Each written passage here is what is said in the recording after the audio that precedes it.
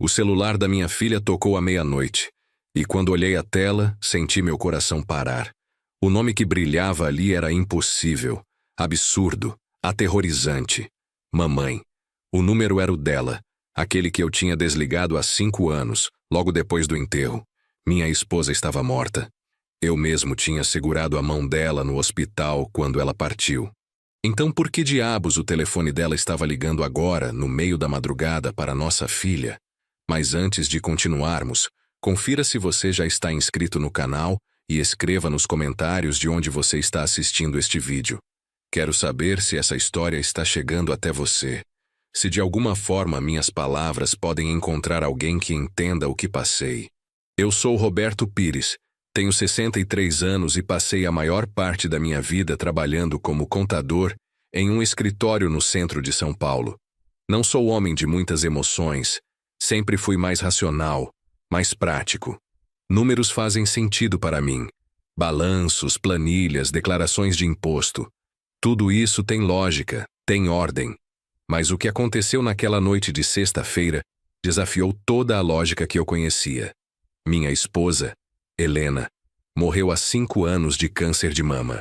Foi uma luta longa, dolorosa, que nos consumiu financeiramente e emocionalmente. Ela tinha apenas 54 anos quando partiu, jovem demais para deixar este mundo. Deixou um vazio enorme na minha vida e na vida da nossa filha única, Renata, que hoje tem 32 anos. Naquela noite de sexta-feira, Renata tinha vindo jantar em casa, como fazia toda semana. Moramos no bairro da Lapa, na zona oeste de São Paulo, em um apartamento de 3 quartos que comprei há mais de 20 anos, quando Renata ainda era criança. Depois que Helena morreu, o apartamento ficou grande demais, silencioso demais, mas eu nunca consegui me mudar. Cada cômodo ainda guarda a presença dela. Renata chegou por volta das 7 da noite trazendo uma lasanha pronta que tinha comprado no supermercado. Ela trabalha como gerente de recursos humanos em uma empresa de tecnologia na região da Paulista e sempre anda ocupada, estressada, com aquela cara cansada de quem trabalha demais e dorme pouco. É bonita como a mãe era, tem os mesmos olhos castanhos e o mesmo cabelo escuro. Mas nos últimos meses eu tinha notado algo diferente nela. Estava mais magra, mais pálida, com olheiras fundas que a maquiagem não conseguia esconder completamente. Quando eu perguntava se estava tudo bem, ela sempre respondia a mesma coisa. Trabalho, pai, só trabalho. Eu queria acreditar, mas algo no meu peito de pai dizia que havia mais. Jantamos na pequena mesa da cozinha, conversando sobre amenidades. Ela me contou sobre um projeto difícil no trabalho, sobre como o chefe estava cobrando resultados impossíveis, sobre como pensava em procurar outro emprego. Eu ouvia, aconselhava, tentava ser o pai presente que sempre tentei ser, mesmo depois de perder minha esposa. Depois do jantar, nos sentamos na sala para assistir ao Jornal das 8. Renata estava mexendo no celular, como sempre, aquele aparelho grudado na mão dela como se fosse uma extensão do próprio corpo. De repente, ela se levantou dizendo que precisava ir ao banheiro. Deixou o celular no sofá, ao meu lado, e saiu. Foi então que a tela acendeu com uma notificação. Não era minha intenção olhar. Juro que não era. Mas meus olhos foram atraídos automaticamente pela luz. E o que vi fez todo o sangue do meu corpo gelar. Era uma mensagem de WhatsApp de um contato salvo como mamãe. A prévia da mensagem dizia: Filha, não esqueça de conversar com seu pai sobre aqueles documentos que te falei. Fiquei paralisado olhando para aquela tela. Mamãe, o telefone da Helena. Meu cérebro se recusava a processar o que estava vendo. Como isso era possível? Eu mesmo tinha ido à operadora de telefonia meses depois do funeral e cancelado a linha dela. Tinha até guardado o chip do celular dela em uma caixinha, junto com outras lembranças. A aliança de casamento, o colar que ela sempre usava, aquele lenço de seda que eu tinha dado de presente no último aniversário dela. Olhei para o corredor, checando se Renata ainda estava no banheiro. A porta continuava fechada. Meu coração batia tão forte que eu podia ouvir o pulso nos meus ouvidos. Sem pensar muito, sem considerar as consequências, peguei o celular dela e deslizei o dedo na notificação. O WhatsApp abriu direto na conversa porque o celular da Renata não tinha senha na tela de bloqueio. Eu sempre tinha achado isso imprudente, mas nunca imaginei que um dia agradeceria por essa falta de segurança. A conversa estava ali, aberta na minha frente. Uma sequência de mensagens que fazia cada vez menos sentido quanto mais eu lia. As mensagens mais antigas datavam de 3 meses atrás. Todas vinham daquele número, o número que tinha sido da Helena. E todas eram escritas como se realmente fossem dela. Filha querida, como você está? Estou preocupada com você. Filha, preciso que você cuide daqueles papéis do seu pai. É importante. Renata, meu amor, você precisa ser forte. Seu pai não vai entender agora, mas um dia vai. Subi na conversa com os dedos trêmulos, lendo mensagem após mensagem, cada uma mais perturbadora que a anterior. E então encontrei algo que fez meu estômago revirar. Era uma mensagem de Renata respondendo: Mãe, eu não sei se consigo fazer isso. Me sinto mal enganando o papai. Ele confia em mim. Enganando? Que tipo de engano? Continuei lendo, meu coração disparado, minhas mãos suando frio. A resposta veio rápida daquele número fantasma. Filha, não é enganar. É proteger o futuro da família. Seu pai está velho, não entende como as coisas funcionam hoje em dia. Aqueles imóveis que ele tem vão se perder se não fizermos algo agora. Os imóveis. Meu Deus, estavam falando dos meus imóveis. Quando Helena morreu, além do apartamento onde moramos, eu tinha 3 pequenos imóveis comerciais que tinha comprado ao longo dos anos como investimento. Nada de extraordinário. Apenas salas comerciais modestas em prédios da região central de São Paulo que eu alugava e que me davam uma renda extra para complementar minha aposentadoria. Eram minha segurança, meu colchão financeiro, o que garantia que eu pudesse viver com dignidade na minha velhice. Por que diabos estariam falando sobre transferir esses imóveis? E quem estava por trás daquelas mensagens? Alguém estava usando o número da minha esposa morta para manipular minha filha, para convencê-la a fazer algo com minhas propriedades. Mas quem? E por quê? Escutei o barulho da descarga do banheiro. Renata estava voltando. Rapidamente saí da conversa do WhatsApp e coloquei o celular de volta exatamente onde ela tinha deixado, na almofada do sofá. Tentei controlar minha respiração. Tentei fazer minha cara voltar ao normal. Mas por dentro, eu estava em pânico total. Renata voltou para a sala e se sentou ao meu lado, pegando o celular de volta como se nada tivesse acontecido. Continuamos assistindo ao jornal, mas eu não conseguia mais prestar atenção em nada do que o apresentador falava. Minha cabeça estava a mil, tentando processar o que tinha acabado de descobrir, tentando entender o que estava acontecendo. Pai, você está bem? A voz da Renata me tirou dos meus pensamentos. Você está pálido. Estou bem, filha. Menti, forçando um sorriso. Só um pouco cansado. Acho que a lasanha estava um pouco pesada. Ela me olhou com preocupação, mas não insistiu. Depois de mais alguns minutos de silêncio constrangedor, ela olhou o relógio e disse que precisava ir. Tinha que acordar cedo no sábado para uma reunião online com clientes da empresa que ficavam em outro fuso horário. Acompanhei ela até a porta. Dei um beijo na testa dela, como sempre fazia, e a vi entrar no elevador acenando. Fechei a porta do apartamento e encostei nela, meu corpo inteiro tremendo. O que eu tinha acabado de descobrir? Minha filha estava sendo manipulada por alguém que se fazia passar pela mãe dela. Ou pior, será que ela mesma estava envolvida nisso de alguma forma? Não, eu me recusei a acreditar nisso. Renata era minha filha. Eu tinha criado ela com valores, com caráter. Ela nunca me faria mal intencionalmente. Alguém estava usando ela, manipulando ela, aproveitando da saudade que ela sentia da mãe para fazer algo terrível. Fui para o quarto, mas sabia que não conseguiria dormir. Fiquei deitado na cama olhando para o teto, a mente rodando sem parar. Pensava em Helena, em como ela tinha sido uma esposa dedicada, uma mãe amorosa.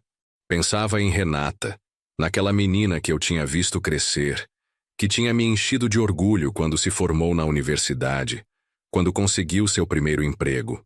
Deviam ser quase 2 da manhã quando finalmente levantei da cama.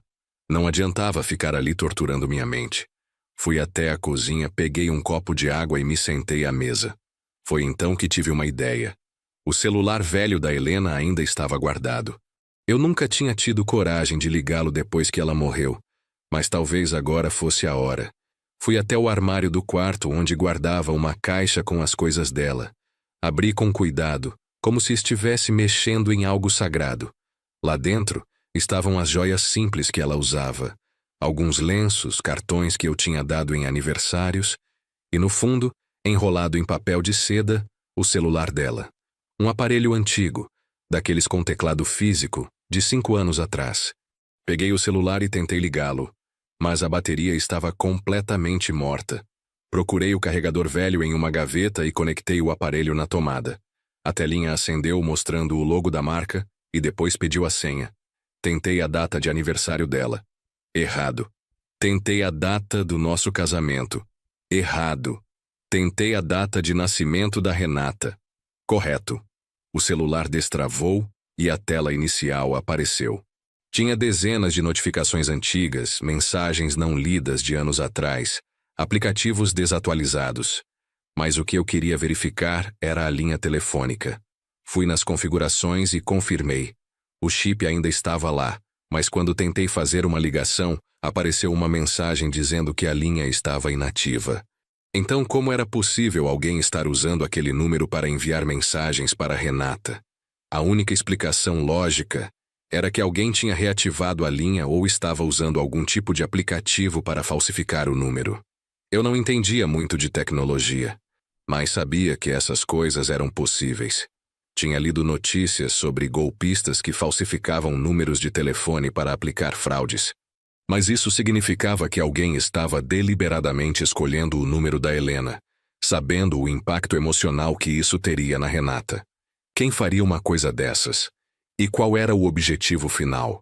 As mensagens falavam sobre documentos, sobre imóveis, sobre proteger o futuro da família. Era óbvio que queriam que Renata me convencesse a transferir ou vender minhas propriedades. Fiquei acordado o resto da noite pesquisando na internet sobre golpes desse tipo.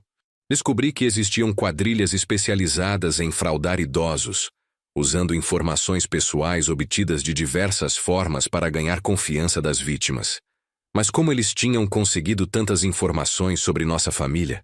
Como sabiam sobre os imóveis? Como sabiam sobre a relação entre mim e Renata? Quando o sol começou a nascer no sábado de manhã, eu ainda estava sentado à mesa da cozinha com o notebook aberto, os olhos ardendo de cansaço, mas a mente em alerta total. Precisava fazer alguma coisa, mas o que exatamente? Confrontar Renata e arriscar que quem quer que estivesse por trás disso ficasse sabendo que eu descobri? Ou investigar por conta própria primeiro? Decidi que precisava de ajuda profissional.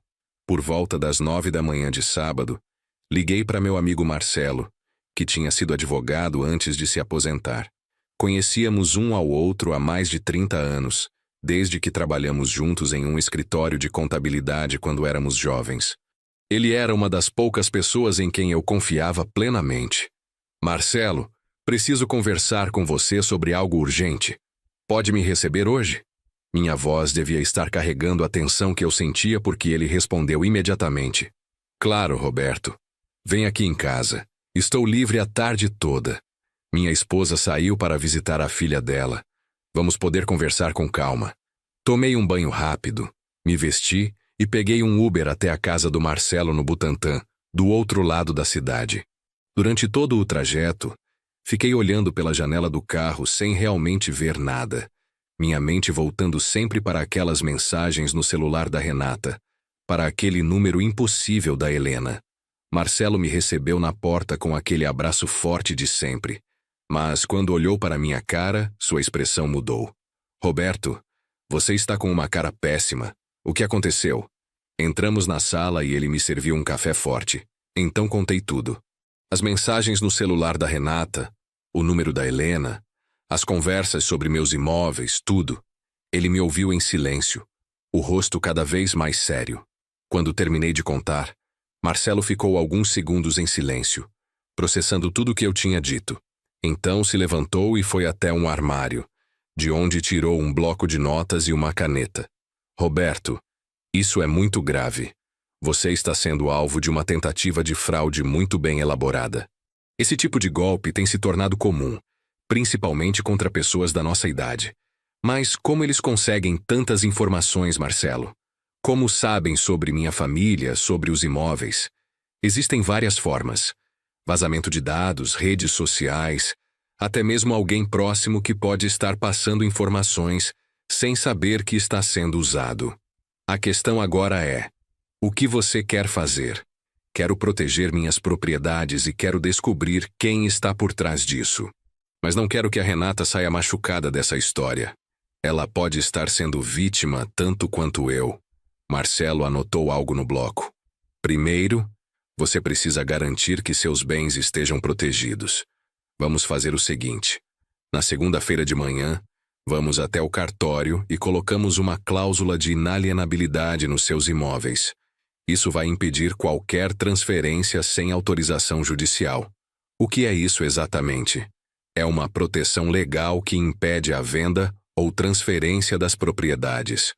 Mesmo que alguém consiga forjar sua assinatura ou te convencer a assinar algo, o cartório não vai aceitar a transferência. É como um seguro contra a fraude. Isso me deixou um pouco mais aliviado, mas a questão maior ainda permanecia. Quem estava fazendo isso e por quê? Marcelo continuou. Segundo, você precisa de um investigador particular. Precisa descobrir quem reativou aquele número e quem está mandando as mensagens. Eu conheço um cara bom, discreto, que trabalha com esse tipo de caso. Posso ligar para ele se você quiser. Liga, por favor. Preciso chegar ao fundo disso. Marcelo pegou o celular e fez a ligação. Conversou rapidamente com alguém do outro lado e então desligou. Ele pode te receber amanhã, domingo, à tarde. É um trabalho que não pode esperar até segunda. Anotei aqui o endereço do escritório dele. Agradeci ao Marcelo e passei o resto do sábado na casa dele. Ele insistiu que eu ficasse para almoçar, dizendo que eu não estava em condições de ficar sozinho. Tinha razão. Minha cabeça estava tão confusa que eu mal conseguia pensar direito. Almoçamos um macarrão que ele mesmo preparou e ficamos conversando sobre os velhos tempos, tentando trazer alguma normalidade para aquele dia caótico. Por volta das 5 da tarde, Renata me ligou perguntando se eu estava bem, dizendo que tinha passado lá em casa mais cedo e eu não estava. Menti dizendo que tinha ido ao supermercado e depois resolver umas coisas no banco. Ela não desconfiou de nada. Pai, preciso conversar com você sobre uma coisa amanhã. Pode ser? Meu coração acelerou. Claro, filha. Que horas você quer vir? Ela sugeriu que viesse para um almoço no domingo, por volta do meio-dia. Concordei, mesmo sabendo que eu tinha o encontro com o investigador marcado para as 3 da tarde. Pelo menos eu teria a manhã e o começo da tarde com ela para tentar entender o que estava acontecendo, talvez até sondar o que ela estava planejando dizer. Voltei para casa no final do sábado me sentindo exausto, física e emocionalmente.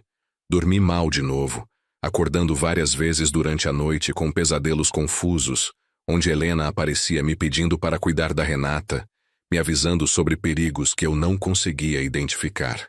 No domingo de manhã, acordei cedo e fui até a padaria da esquina comprar pão francês fresco, como fazia todos os domingos há anos. Preparei um café forte e fiquei sentado na varanda do apartamento, olhando o movimento na rua lá embaixo, tentando organizar meus pensamentos para a conversa que teria com Renata. Ela chegou pontualmente ao meio-dia, trazendo uma travessa de lasanha caseira. Dessa vez não era comprada no supermercado. Ela mesma tinha feito, usando a receita da mãe. Esse pequeno detalhe me apertou o coração. Renata raramente cozinhava, estava sempre ocupada demais. O fato dela ter tirado tempo para fazer a receita da Helena significava que o que ela queria conversar era importante. Almoçamos fazendo conversa fiada sobre o trabalho dela, sobre o tempo, sobre nada de importante. Mas eu notava que ela estava nervosa, mexendo constantemente no guardanapo, evitando olhar direto nos meus olhos. Quando terminamos de comer e estávamos tomando café, ela finalmente soltou: Pai, eu preciso falar com você sobre uma coisa delicada. Meu estômago apertou, mas mantive a expressão neutra. Pode falar, filha. Estou ouvindo. Ela respirou fundo e começou: Pai, você já pensou em como está organizado seu patrimônio? Quero dizer, você tem testamento, tem tudo documentado sobre o que vai acontecer com seus bens quando você não estiver mais aqui? A pergunta me pegou de surpresa, mesmo eu sabendo que alguma coisa assim viria. Filha, eu tenho apenas 63 anos. Não estou planejando morrer tão cedo. Por que essa preocupação? Ela ficou vermelha, claramente desconfortável. Não é isso, pai. Claro que não quero que você morra. Mas é que eu conversei com um advogado e ele me disse que é importante ter essas coisas organizadas para evitar problemas futuros. Um advogado? Que advogado? Ela hesitou antes de responder. Um conhecido, alguém que entende dessas coisas. Ele me explicou que com a forma como seus imóveis estão registrados agora, se algo acontecer com você, vai ter um processo de inventário muito complicado, que pode levar anos e custar muito dinheiro em impostos. Continuei ouvindo em silêncio, querendo ver até onde ela iria. E o que esse advogado sugeriu? Renata tirou alguns papéis da bolsa e colocou sobre a mesa. Ele disse que se você fizesse uma doação em vida para mim, seria muito mais simples. Você continuaria com o usufruto dos imóveis, ou seja, continuaria recebendo os aluguéis normalmente, mas a propriedade já estaria no meu nome. Assim, quando você morrer, não precisa fazer inventário e economiza um monte de impostos. Peguei os papéis e comecei a ler. Eram documentos de doação de bens, já preenchidos com os dados dos meus 3 imóveis comerciais, só faltando minha assinatura. Minha mão tremeu levemente enquanto segurava aqueles papéis. Renata, quem foi exatamente que te orientou sobre isso? Quem é esse advogado? Ela desviou o olhar. É um cara que a empresa recomendou. Ele é especializado em planejamento sucessório. Pai, eu sei que parece estranho eu vir falar disso do nada, mas é só para nos proteger.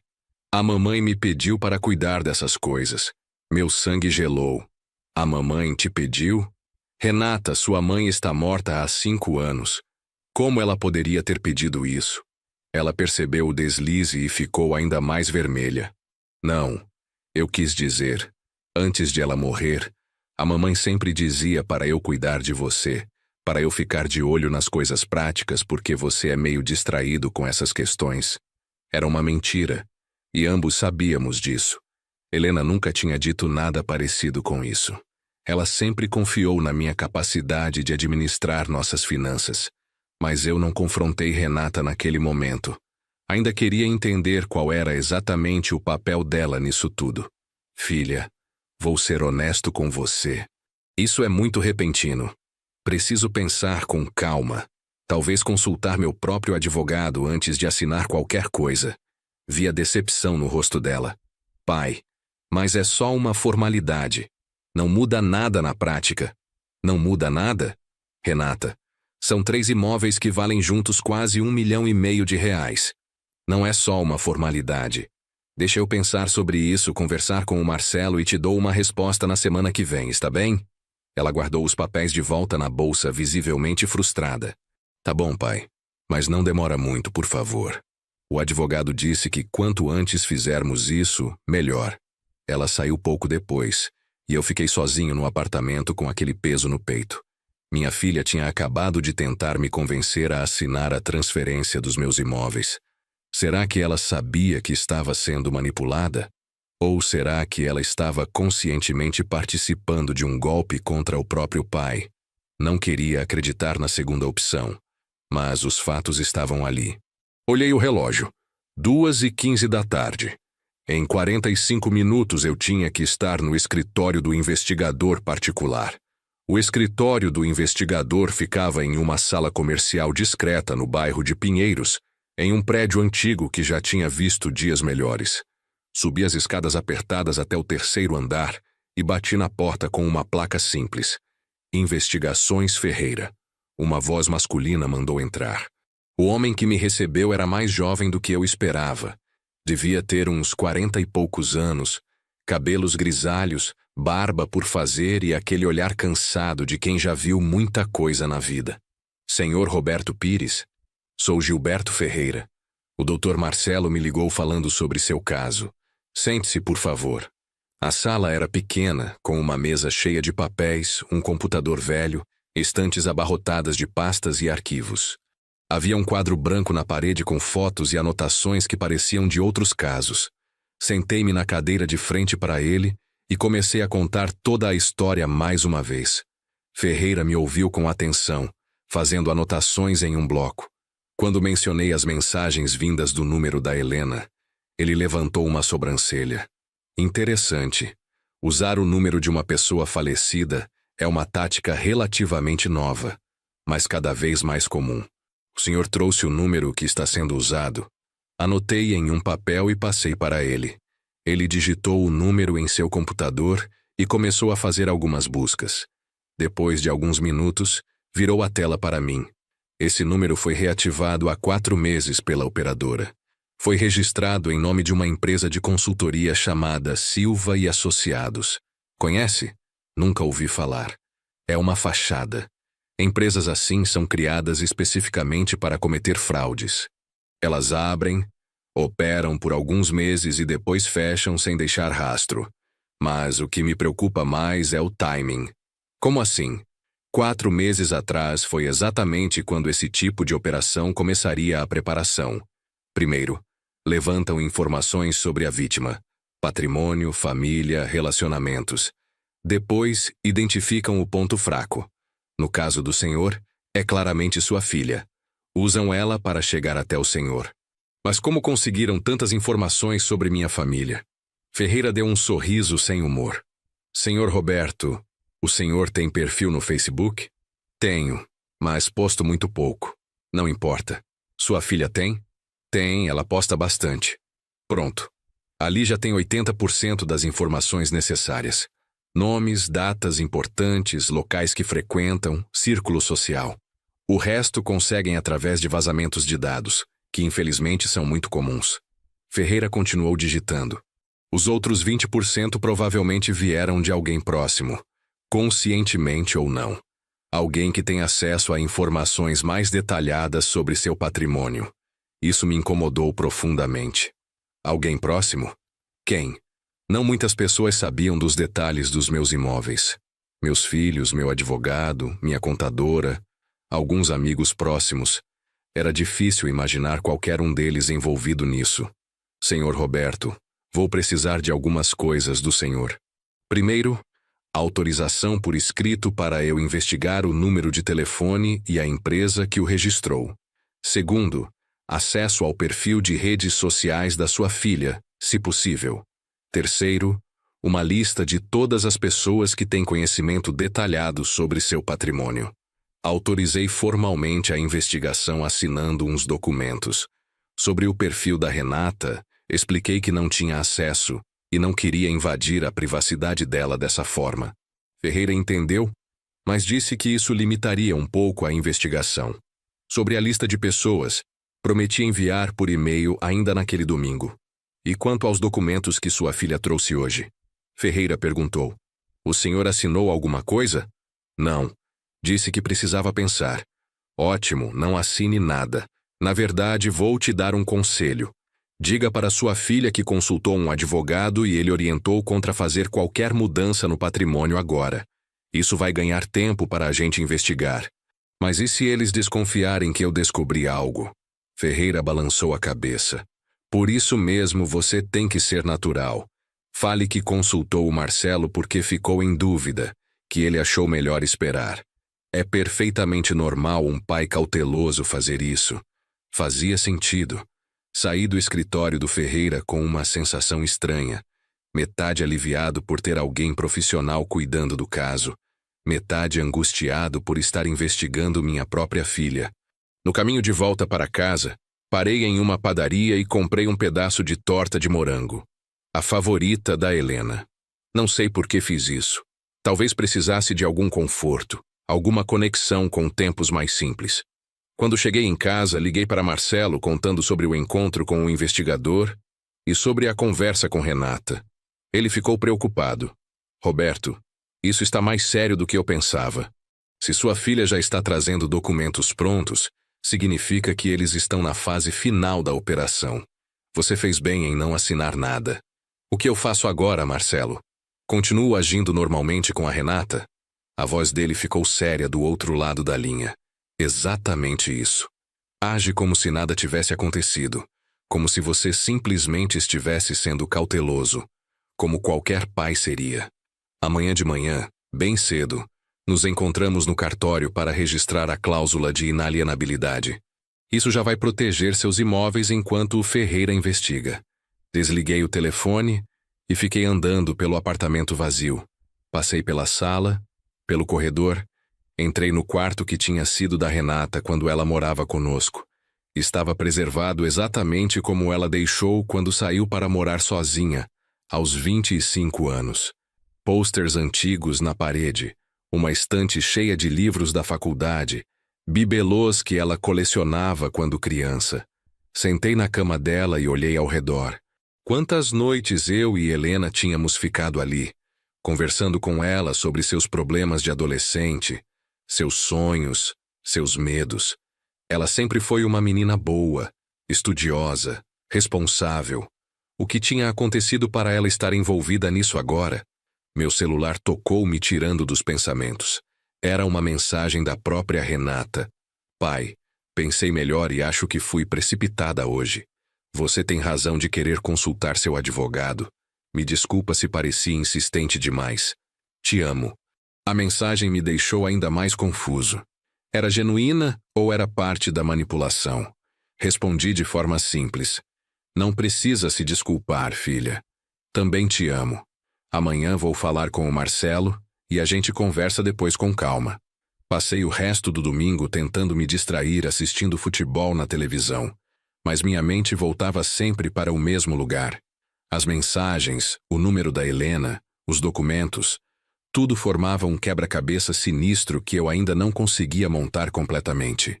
À noite, antes de dormir, fiz algo que não fazia há anos. Ajoelhei do lado da cama e rezei. Não sou homem muito religioso, mas naquele momento precisava de alguma força maior para me guiar. Rezei por sabedoria para tomar as decisões certas, por proteção para minha filha, e pedi a Helena, onde quer que ela estivesse, que me ajudasse a entender o que estava acontecendo. Na segunda-feira de manhã, acordei às 6h30 com o despertador. Tomei banho, me arrumei, e às 8 em ponto estava encontrando Marcelo na porta do cartório de notas no centro da cidade. Ele já tinha preparado toda a documentação necessária para registrar a cláusula de inalienabilidade nos 3 imóveis. O processo foi mais rápido do que eu imaginava. Em menos de 2 horas, tudo estava registrado. Agora, mesmo que alguém tentasse me fazer assinar alguma transferência, o cartório bloquearia qualquer tentativa. Marcelo me explicou que essa proteção ficaria ativa por tempo indeterminado até que eu mesmo, pessoalmente e com testemunhas, solicitasse a remoção. Saímos do cartório e fomos tomar café em uma padaria próxima. Marcelo estava satisfeito. Pronto, Roberto. Seus imóveis estão protegidos. Agora é questão de descobrir quem está por trás disso e qual é exatamente o papel da Renata. Você acha mesmo que ela pode estar sendo manipulada? Ou você acha que ela está conscientemente tentando me roubar? Marcelo tomou um gole do café antes de responder. Conheço a Renata desde que ela era criança. Nunca vi nela um caráter ruim. Mas as pessoas mudam, Roberto. Principalmente quando estão sob pressão. Se ela está com problemas financeiros, se alguém está ameaçando ela, se ela acredita mesmo que aquelas mensagens são da Helena de alguma forma, as pessoas fazem coisas que nunca imaginariam ser capazes de fazer. A ideia de que Renata pudesse estar com problemas financeiros graves não tinha me ocorrido antes. Ela sempre pareceu bem-sucedida, com um bom emprego, um apartamento próprio. Mas será que as aparências não estavam enganando? Será que por trás daquela fachada de sucesso havia dívidas, problemas, desespero? Voltei para casa com essas perguntas na cabeça. Assim que cheguei, liguei para o Ferreira. Ele atendeu no segundo toque. Senhor Roberto, estava justamente indo te ligar. Já tenho algumas informações. Meu coração acelerou. Pode falar. A empresa Silva e Associados que registrou o número é de fachada, como eu suspeitava. Mas consegui rastrear o IP dos computadores usados para ativar a conta de WhatsApp. E o que você descobriu? O IP aponta para um café internet na região da Vila Madalena. É um lugar que ainda existe nos dias de hoje, você acredita?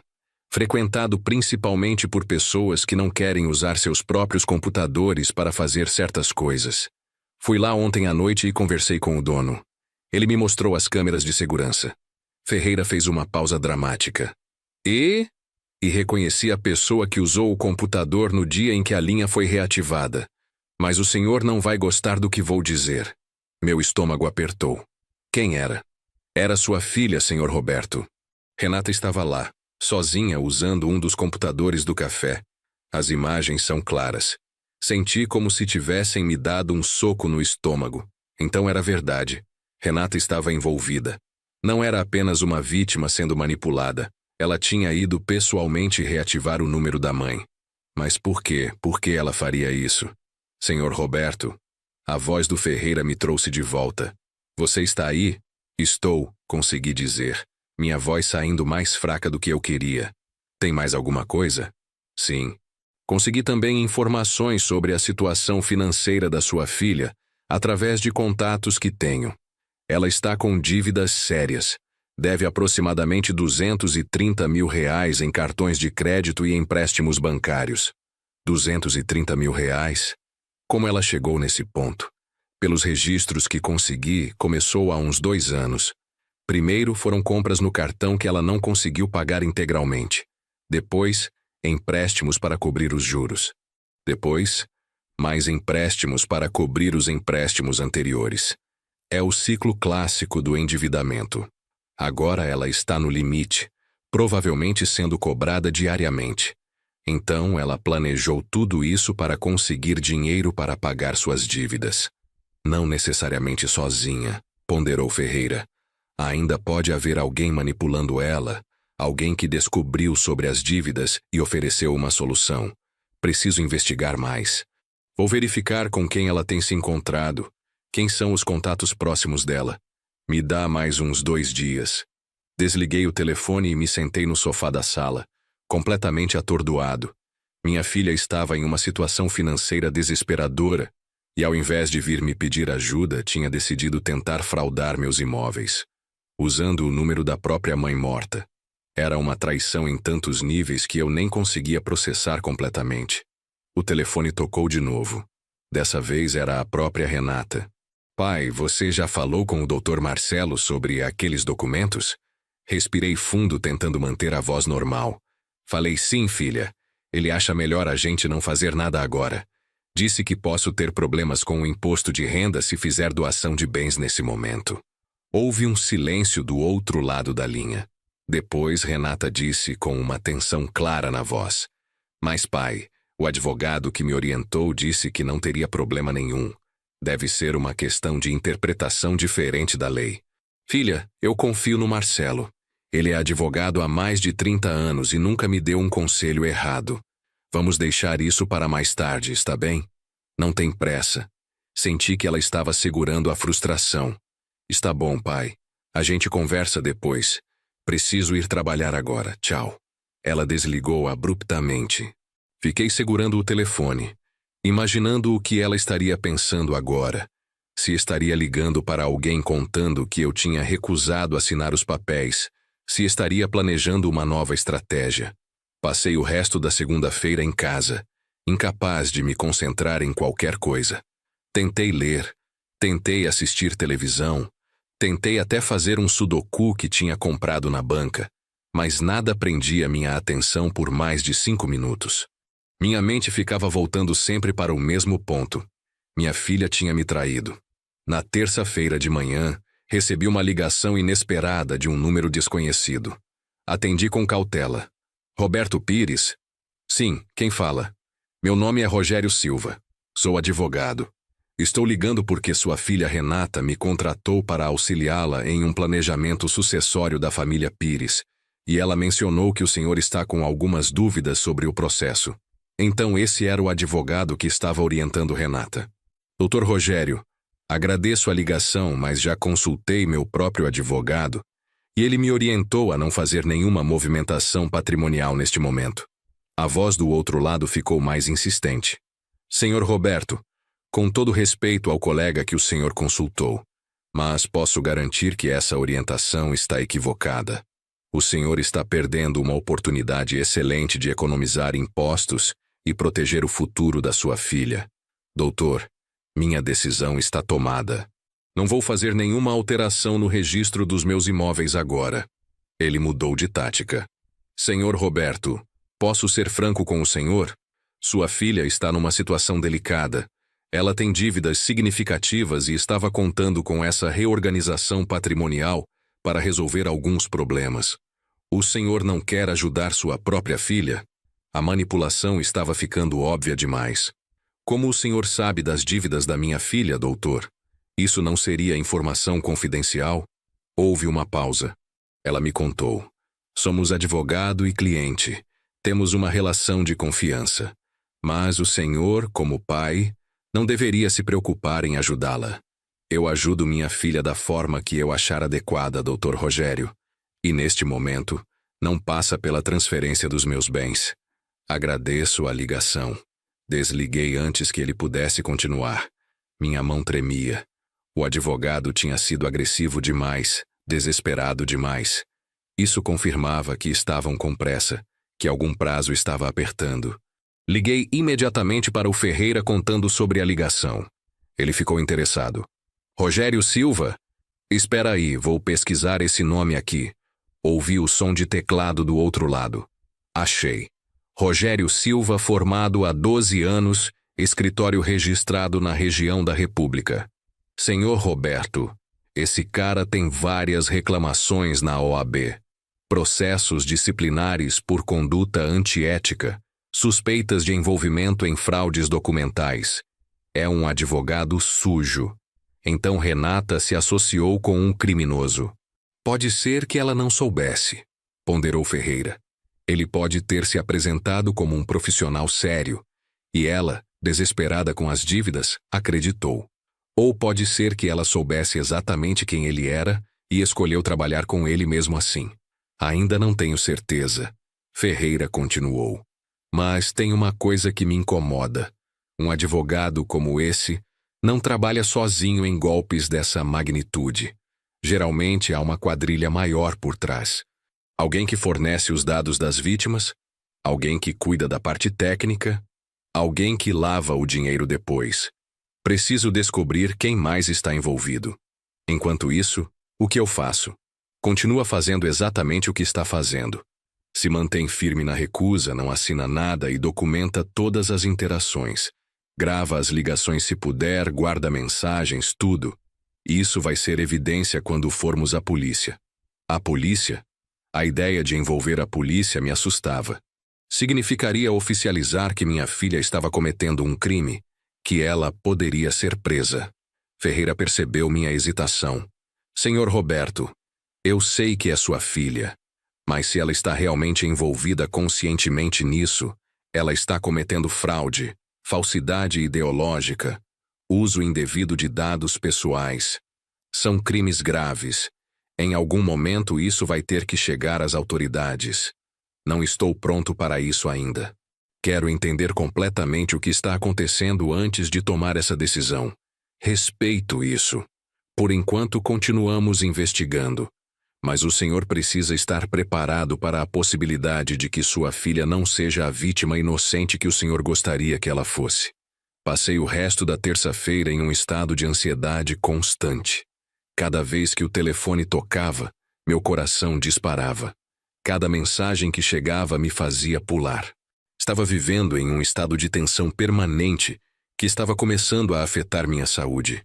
Minha pressão arterial estava alta. Eu sentia dores no peito. Não estava conseguindo dormir direito. Na quarta-feira de manhã, fui ao médico para uma consulta de rotina que estava marcada há semanas. O Dr. Fernandes, que era meu médico há mais de 15 anos, ficou preocupado com minha pressão. Roberto, você está com 165/95. Isso está perigosamente alto. O que está acontecendo? Contei a ele de forma resumida sobre o estresse que estava enfrentando, sem entrar em detalhes sobre a situação com Renata. Ele me receitou um remédio para a pressão e me aconselhou a reduzir o estresse. Mais fácil falar do que fazer, doutor. Respondi com um sorriso sem humor. Ele me olhou sério. Roberto, estresse prolongado em homens da nossa idade pode levar a problemas cardíacos sérios. Você precisa cuidar disso. Se for necessário, procure um psicólogo. Não carregue tudo sozinho. Saí do consultório com a receita na mão e fui direto à farmácia comprar o remédio. Enquanto esperava na fila, meu celular tocou. Era uma mensagem de um número desconhecido. Senhor Roberto, precisamos conversar pessoalmente. É sobre sua filha e sobre como podemos resolver essa situação de forma que beneficie todos. Amanhã, 15h, cafeteria do Shopping Eldorado. Venha sozinho. Meu primeiro instinto foi ignorar a mensagem. Mas então pensei que talvez fosse uma oportunidade de descobrir quem mais estava envolvido nisso. Tirei um print da mensagem e enviei para o Ferreira. Ele respondeu rápido. Não vá sozinho. Vou estar lá, mas disfarçado. Haja naturalmente, deixe a pessoa falar. Não assine ou concorde com nada. E vou te dar um dispositivo de gravação para usar. Na quinta-feira pela manhã, Ferreira passou no meu apartamento e me entregou um pequeno dispositivo do tamanho de um botão que poderia ser colocado no bolso da camisa. Isso vai gravar tudo com qualidade excelente, ele explicou. Eu vou estar em uma mesa próxima na cafeteria, lendo o jornal, parecendo só mais um cliente. Chegamos ao shopping separados. Eu entrei pela entrada principal às 2h45, comprei um jornal em uma banca e fui até a cafeteria no segundo piso. Escolhi uma mesa no meio do salão onde seria fácil de encontrar. Pedi um café expresso e fiquei esperando, o coração batendo acelerado. Às 3 em ponto, um homem de uns 40 anos, terno cinza, cabelo bem cortado, se aproximou da minha mesa. Senhor Roberto, sou o Rogério Silva, o advogado. Podemos conversar? Fiz um gesto indicando a cadeira vazia. Ele se sentou, pediu um café para a garçonete e me encarou com um sorriso que tentava ser amigável, mas não alcançava os olhos. Senhor Roberto, vou ser direto. Sei que o senhor está desconfiado dessa movimentação patrimonial que sua filha propôs. Entendo perfeitamente. É uma decisão importante. Mas precisa entender que Renata está em uma situação complicada. Ela deve muito dinheiro e está sendo pressionada por credores. Alguns deles não são exatamente pessoas gentis, se é que me entende. Está me dizendo que minha filha deve dinheiro para agiotas? Ele deu de ombros. Não vou usar essa palavra. Mas são pessoas que têm métodos próprios de cobrança. Métodos que podem se tornar desagradáveis. Sua filha recorreu a essas fontes quando os bancos não quiseram mais emprestar para ela. Agora ela precisa pagar, ou as consequências podem ser sérias. Isso soava como uma ameaça velada. E o que o senhor está sugerindo, Dr. Rogério? Que eu transfira meus imóveis para minha filha para que ela possa vendê-los e pagar essas dívidas? Ele balançou a cabeça. Não é bem assim. A ideia é fazer uma doação com reserva de usufruto, como já foi explicado. O senhor continuaria recebendo os aluguéis, mas Renata poderia usar os imóveis como garantia para renegociar as dívidas dela em condições melhores. Ou seja, ela hipotecaria os imóveis que eu transferisse para ela. E se ela não conseguisse pagar, os imóveis seriam tomados pelos credores. Dr. Rogério, com todo respeito, mas isso não faz o menor sentido do ponto de vista financeiro para mim. Por que eu arriscaria perder meu patrimônio para cobrir dívidas que minha filha fez? O sorriso dele desapareceu. Porque ela é sua filha, Sr. Roberto. Porque o senhor não vai querer vê-la machucada, ou pior, essas pessoas com quem ela está envolvida não brincam em serviço. Agora a ameaça estava explícita. Estava me dizendo que Renata corria perigo físico se as dívidas não fossem pagas. Doutor Rogério, se minha filha está sendo ameaçada, o caminho correto é procurar a polícia, não transferir patrimônio de forma irregular. Ele se inclinou sobre a mesa, a voz baixa, mas intensa. A polícia não pode protegê-la 24 horas por dia. Mas o senhor pode, transferindo os imóveis. É simples assim. Me levantei da cadeira. Essa conversa acabou, Dr. Rogério. Não vou ser ameaçado ou coagido a fazer nada. E sugiro que o senhor tenha muito cuidado com as palavras que usa, porque coerção é crime. Ele também se levantou, o rosto agora abertamente hostil. O senhor está cometendo um erro, senhor Roberto. Vai se arrepender de não ter ajudado sua filha quando teve a chance.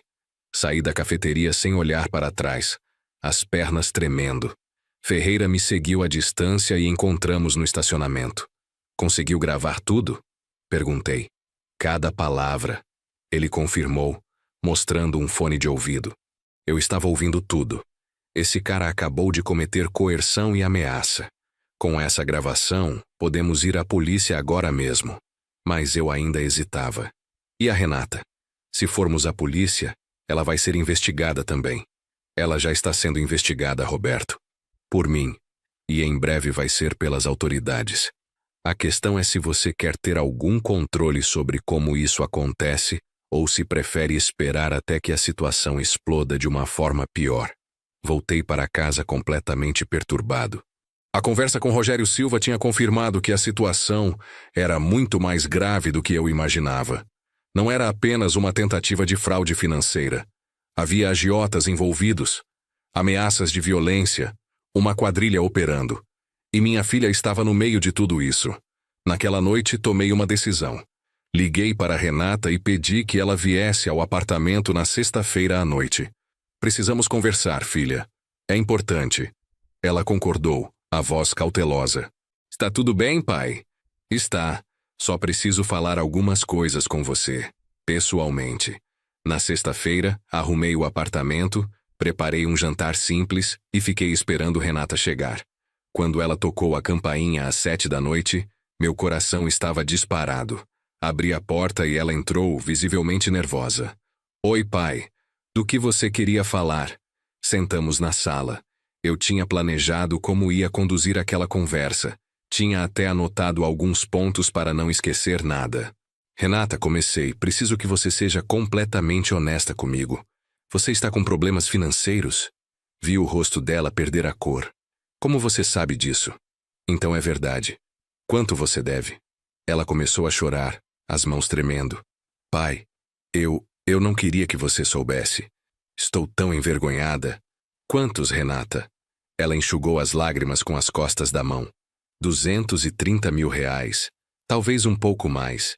Eu perdi o controle dos gastos. As dívidas foram crescendo. E agora os juros são tão altos que não consigo nem pagar o mínimo. Como você chegou nesse ponto? Ela soluçou. Começou pequeno. Compras no cartão que eu achava que conseguiria pagar. Depois a empresa cortou meu bônus e eu não consegui mais acompanhar. Tentei empréstimos para cobrir, mas só piorou. E então conheci uma pessoa que me ofereceu dinheiro emprestado fora do sistema bancário. Agiotas. Ela assentiu miseravelmente. No começo parecia a solução. Eles me emprestaram 70 mil reais. Mas os juros são absurdos, pai. 5% ao mês. Agora, 6 meses depois, a dívida já virou quase 100 mil. E eles estão me cobrando, me ameaçando. Senti uma mistura de raiva e pena. E foi aí que você conheceu o Rogério Silva? Ela levantou os olhos surpresa. Você conhece o Rogério? Conheci. Ele me procurou tentando me convencer a transferir meus imóveis para você, usando o número da sua mãe morta para te manipular. Renata ficou branca. O número da mamãe? Do que você está falando? Peguei meu celular e mostrei a ela os prints das mensagens que tinha tirado no primeiro dia. Essas mensagens que aparecem no seu WhatsApp, como se fossem da sua mãe. Você sabia que o número dela tinha sido reativado? Ela pegou meu celular com as mãos tremendo, lendo as mensagens. Pai, eu achei que fossem spam, números aleatórios. Nunca olhei direito.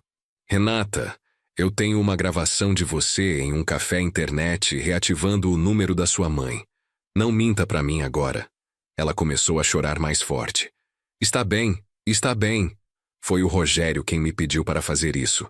Ele disse que seria uma forma de me dar coragem para falar com você sobre os imóveis, que se eu tivesse mensagens que parecessem da mamãe me orientando, Seria mais fácil.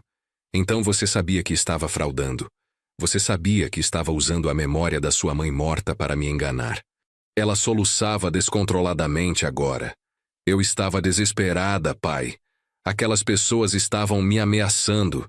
Disseram que iam me machucar, que iam ao meu trabalho, que iam te procurar. Eu não sabia o que fazer. Me levantei e comecei a andar pela sala. Você poderia ter vindo falar comigo, Renata. Poderia ter me contado sobre as dívidas. Poderia ter pedido ajuda. Ao invés disso, você escolheu tentar me roubar. Não era roubar. Ela protestou fracamente. O Rogério disse que seria só uma reorganização, que você ia continuar recebendo os aluguéis. Renata, você realmente acredita nisso? Você acha que depois que os imóveis estivessem no seu nome, você não seria forçada a vendê-los para pagar os agiotas? Você ia perder tudo e eu ia ficar sem nada na minha velhice. Ela escondeu o rosto nas mãos. O que eu fiz, pai? Meu Deus, o que eu fiz? Você cometeu fraude. Conspirou com criminosos. Usou a imagem da sua mãe morta em um golpe. Pior, você traiu a confiança do seu próprio pai. Ela levantou o rosto, os olhos vermelhos e inchados. Eu sei e vou ter que viver com isso pelo resto da vida. Mas pai, por favor, você precisa me ajudar. Aquelas pessoas vão me machucar se eu não pagar. Eles sabem onde eu moro, onde eu trabalho. Quanto tempo você tem antes que eles façam algo? Ela enxugou o rosto. Eles me deram até o final do mês. Mais 10 dias. Disseram que se eu não pagar pelo menos parte da dívida vão tomar medidas. Fiquei em silêncio por um longo momento pensando. Uma parte de mim queria abraçar minha filha e protegê-la. Outra parte queria que ela enfrentasse as consequências dos próprios atos. Finalmente falei.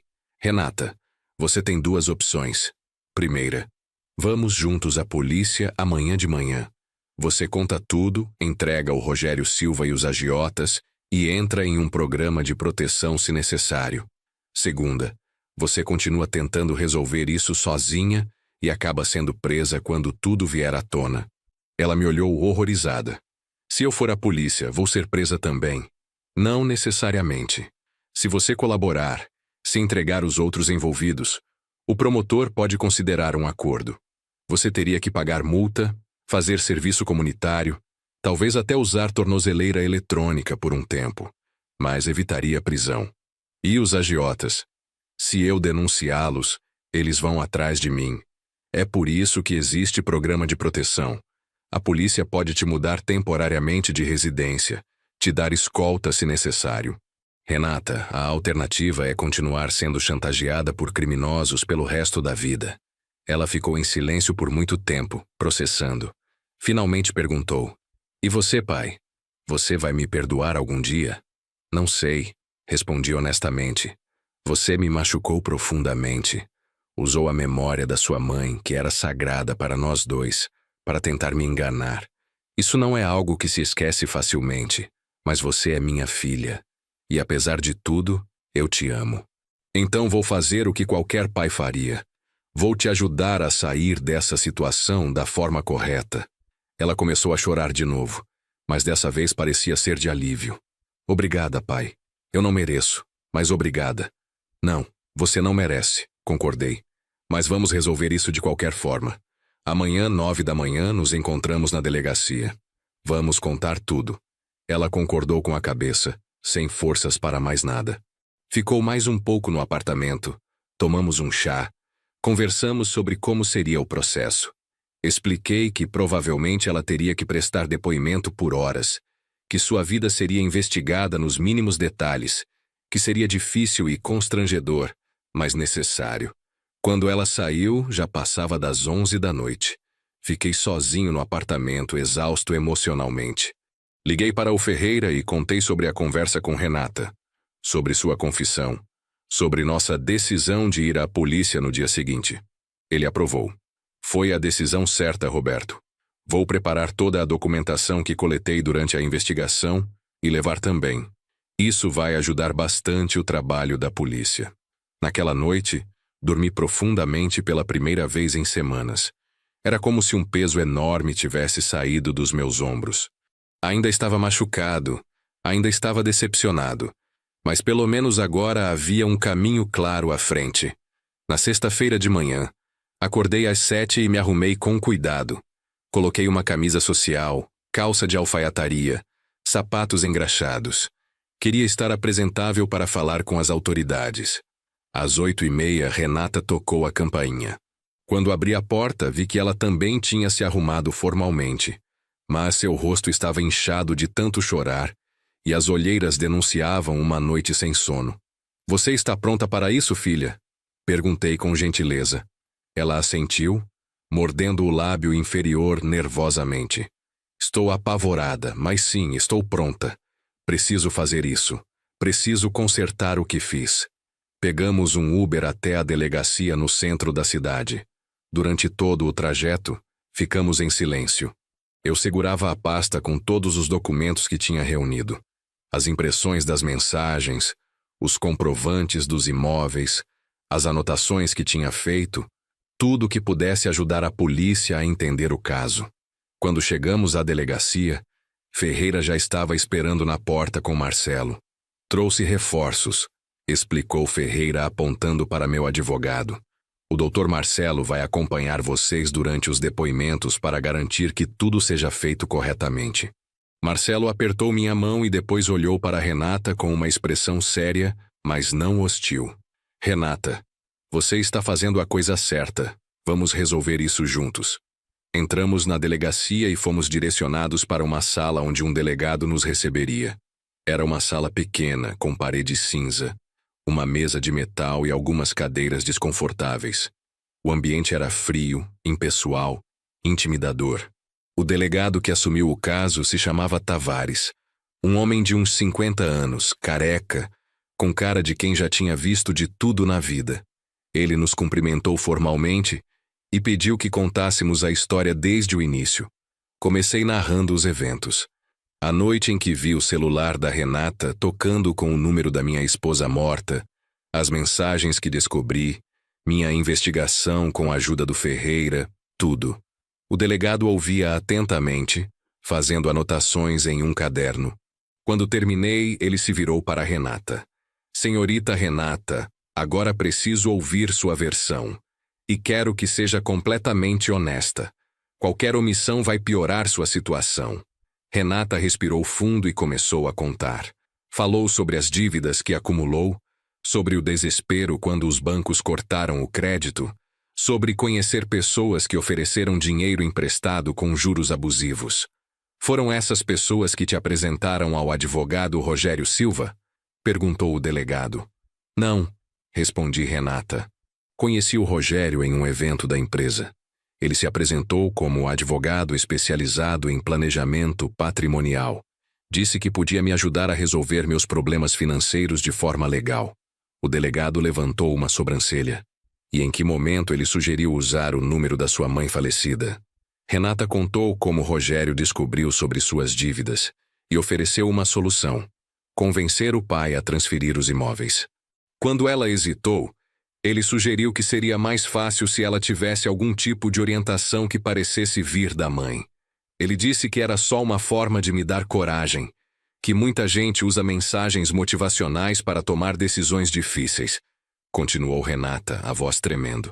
Eu sei que foi errado, eu sei que foi criminoso, mas eu estava tão desesperada que me convenci de que não era tão grave assim. O delegado Tavares fez mais algumas perguntas, depois se virou para Ferreira. O senhor tem as evidências que coletou durante sua investigação particular? Ferreira abriu sua pasta e começou a mostrar tudo. As fotos da câmera de segurança do café internet, mostrando Renata reativando o número, os registros da empresa Fantasma Silva e Associados, as informações sobre o histórico do advogado Rogério Silva, a gravação da conversa ameaçadora no shopping. O delegado examinou tudo com atenção crescente. Isso aqui é ouro puro, comentou. Com esse material, posso pedir mandados de busca e apreensão hoje mesmo. Senhor Roberto, o senhor quer apresentar queixa formal contra sua filha? Todos os olhos se viraram para mim. Renata me olhava com uma mistura de medo e esperança.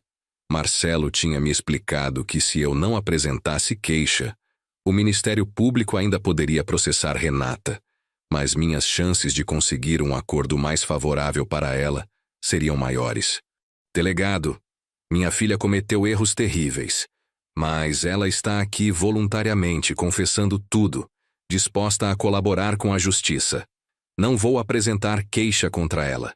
Quero apresentar queixa contra o advogado Rogério Silva e contra os agiotas que a ameaçaram. Viu alívio no rosto de Renata. O delegado assentiu. Compreendo. Vou registrar a queixa contra Rogério Silva por estelionato, coação, falsidade ideológica e formação de quadrilha. Quanto aos agiotas, vou precisar que a senhorita Renata forneça todos os nomes, números, endereços, qualquer informação que tenha. Renata passou as próximas 2 horas fornecendo detalhes sobre as pessoas que tinham emprestado dinheiro para ela. Nomes, números de telefone, como os contatos eram feitos, onde aconteciam os encontros para a entrega do dinheiro, tudo. O delegado anotava meticulosamente cada informação. Quando finalmente terminamos, já passava do meio-dia. O delegado Tavares nos informou que Renata teria que ficar disponível para mais depoimentos conforme a investigação avançasse. Mas por enquanto ela poderia ir para casa.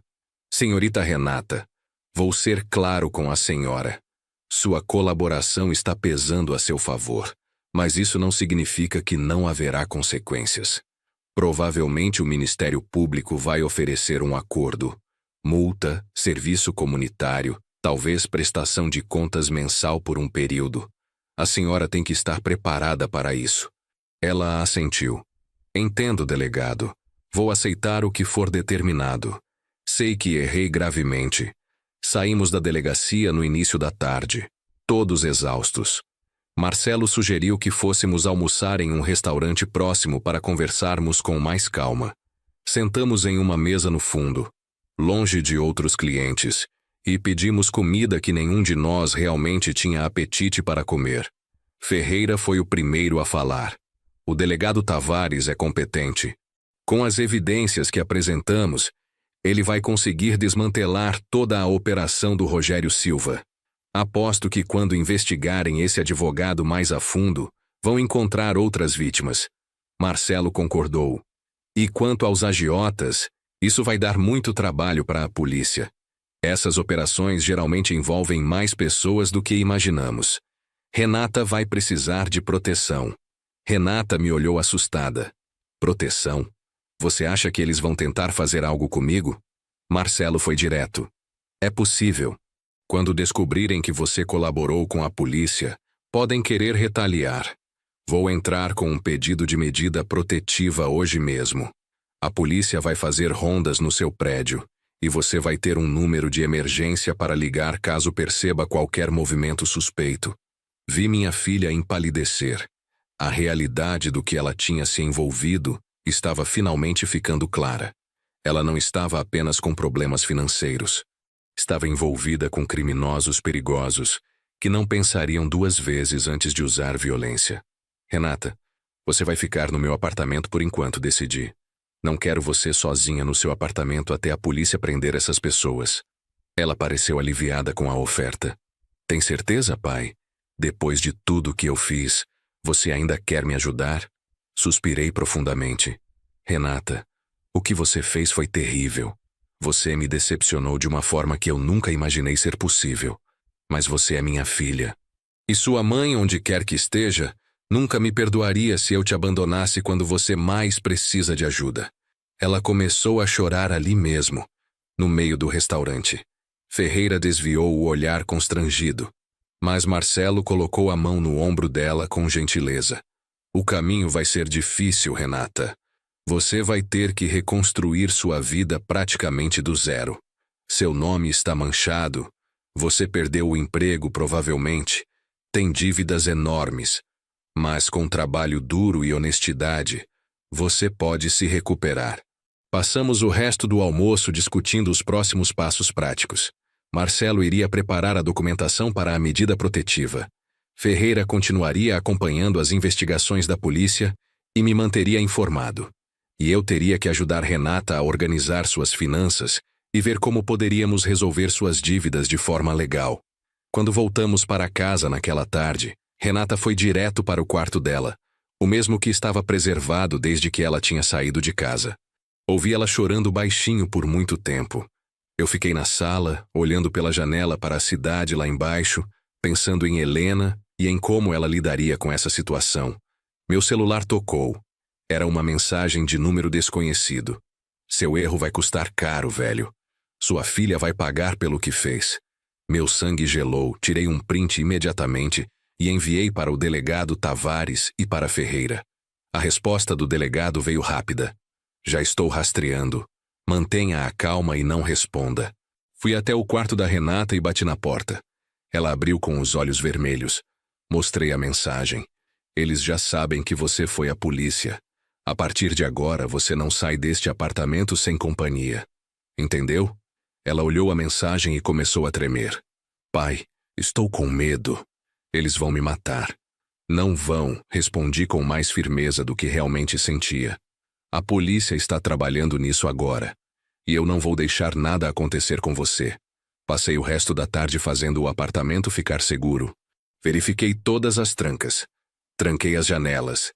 Liguei para o síndico do prédio explicando que tínhamos uma situação de segurança e pedindo que avisasse a portaria para não deixar ninguém desconhecido subir. O síndico, seu Joaquim, que me conhecia há anos, entendeu a seriedade e prometeu reforçar a segurança. À noite preparei um jantar simples de macarrão com molho de tomate. Renata comeu pouco, ainda em choque com tudo que estava acontecendo. Pai, sinto muito por ter colocado você nessa situação, ela disse com voz fraca. Por minha causa, você está recebendo ameaças, está em perigo. Renata, as escolhas foram suas, mas as consequências são nossas. É assim que funciona em uma família. Agora vamos enfrentar isso juntos e sair do outro lado. Naquela noite, mal consegui dormir. Cada barulho no corredor me fazia pular da cama para verificar. Estava com medo real pela primeira vez em muito tempo. Não medo por mim, mas medo pelo que poderia acontecer com minha filha. No sábado de manhã, o delegado Tavares ligou cedo. Senhor Roberto, conseguimos os mandados. Vamos fazer as prisões hoje à tarde. Rogério Silva e 3 dos agiotas que a Renata identificou. Preciso que vocês fiquem em casa e de portas trancadas até eu dar sinal de que está seguro. Concordei e passei a informação para a Renata. Ela ficou ainda mais nervosa sabendo que a operação estava acontecendo. E se eles vierem aqui antes de serem presos? Perguntou com voz trêmula. Ferreira também ligou oferecendo enviar um segurança particular para ficar na porta do apartamento durante a tarde. Aceitei imediatamente. Por volta das 10 da manhã, um homem grande, de ombros largos, se apresentou como Osvaldo e se posicionou do lado de fora da porta do apartamento. Sua presença era intimidadora, mas me fez sentir mais seguro. As horas se arrastavam com uma lentidão torturante. Renata ficava andando de um lado para o outro da sala, nervosa, mexendo no celular. Eu tentava ler jornal, mas não conseguia me concentrar. Ficávamos olhando para o relógio esperando notícias.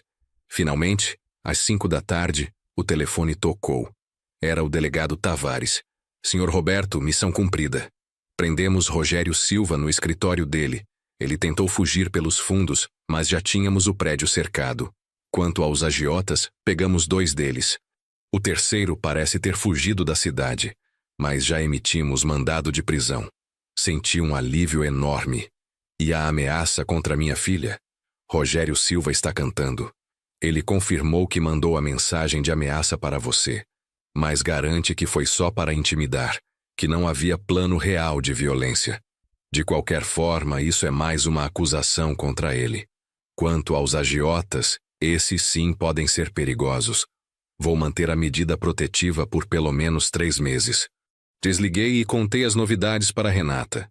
Ela desabou em lágrimas de alívio. Acabou? Realmente acabou? Não completamente. Respondi com honestidade.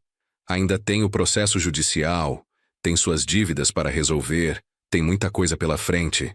Mas a parte mais perigosa, sim, acabou. Naquela noite, pela primeira vez em semanas, os dois conseguimos dormir tranquilos.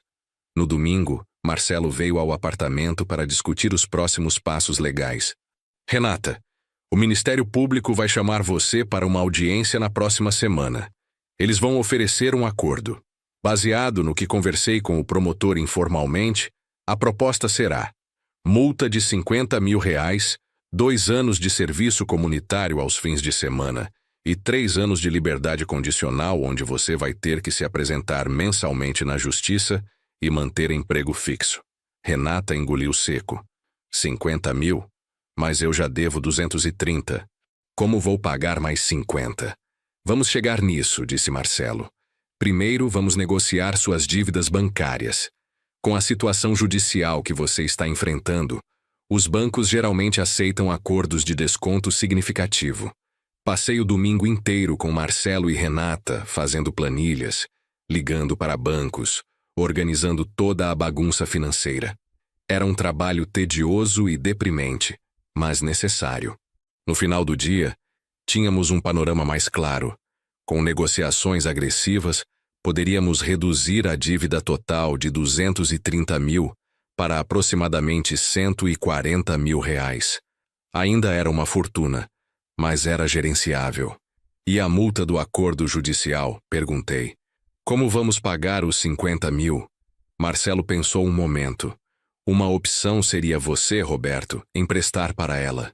Com contrato formal, juros baixos, prazo de pagamento longo. Ela te pagaria mensalmente conforme fosse conseguindo reorganizar a vida. Olhei para Renata. Ela estava cabisbaixa, envergonhada. Pai, eu não posso pedir mais nada para você. Já causei problemas demais. Você não está pedindo, eu estou oferecendo, respondi. Mas com condições muito claras. Primeiro, você vai procurar emprego imediatamente, mesmo que seja em algo que pague menos do que você ganhava antes. Segundo, você vai fazer acompanhamento com um psicólogo para entender como chegou nesse ponto e não repetir os erros. Terceiro, transparência total comigo sobre suas finanças até a dívida estar quitada. Quarto, se você quebrar qualquer uma dessas condições, o empréstimo vence imediatamente.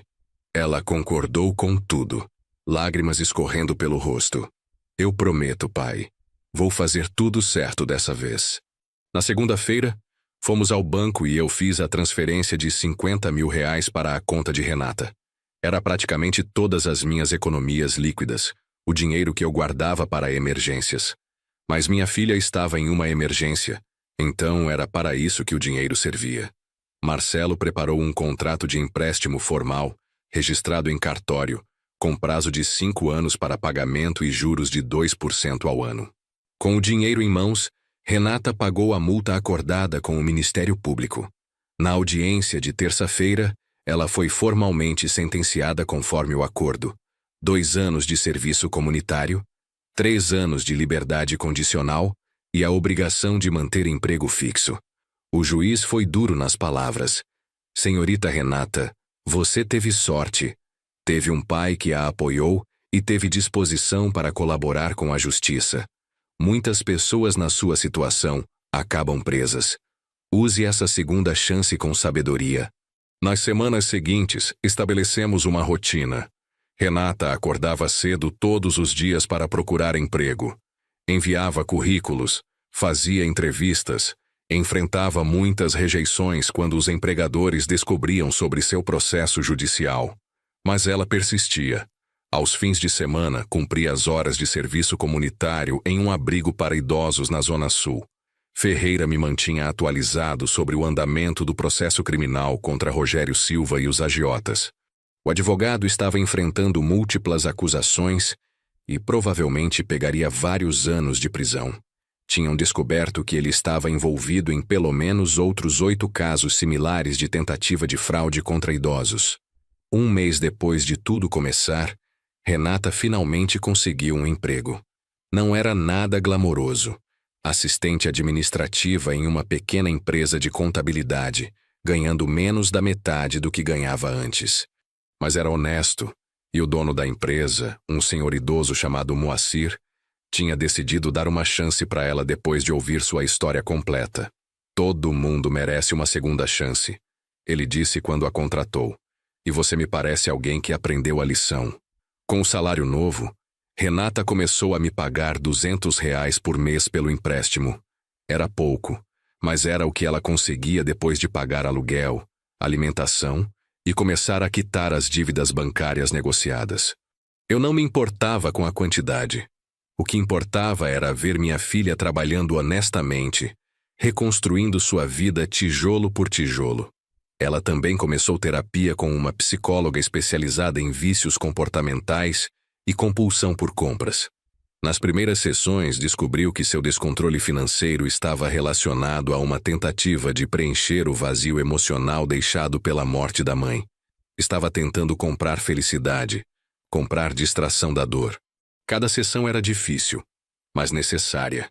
2 meses após a prisão de Rogério Silva, o terceiro agiota que tinha fugido foi capturado em Curitiba tentando aplicar o mesmo golpe em outra vítima. Com todos os criminosos presos, a medida protetiva de Renata foi encerrada. Ela pôde finalmente voltar para seu apartamento, mas escolheu ficar mais algumas semanas comigo. Pai, posso te perguntar uma coisa? Ela disse uma noite enquanto jantávamos. Pode. Você acha que a mamãe estaria muito decepcionada comigo? A pergunta me pegou de surpresa.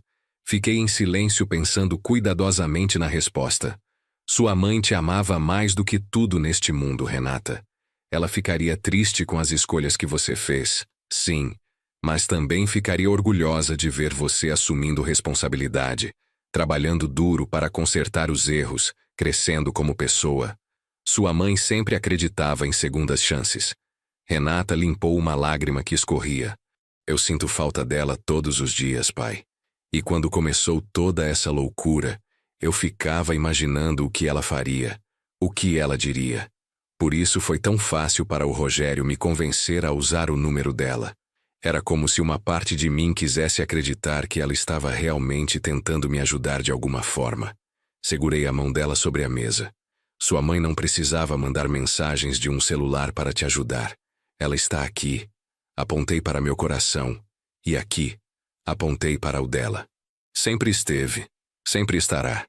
Você só precisava ter escutado melhor. Naquela noite, depois que Renata foi dormir, fui até meu quarto e abri a gaveta onde guardava as coisas da Helena. Peguei o celular velho dela, aquele que tinha carregado naquela noite dramática semanas atrás. Levei até a cozinha, peguei um martelo e destruí o aparelho completamente. Coloquei os pedaços em um saco plástico e joguei no lixo. Era uma forma simbólica de encerrar aquele capítulo. O número da Helena nunca mais seria usado para o mal.